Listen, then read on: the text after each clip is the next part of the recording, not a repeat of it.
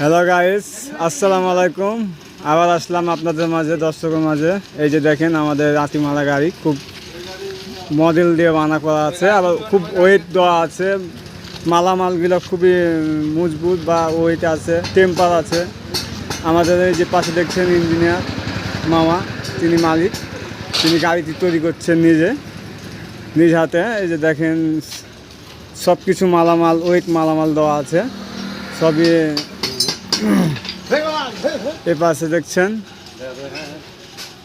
কাজ করছে।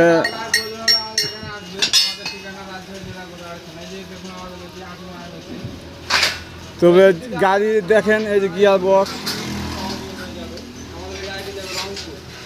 মালামাল সব কিছু মালামাল খুব হার্ডি ওয়েট দেওয়া আছে।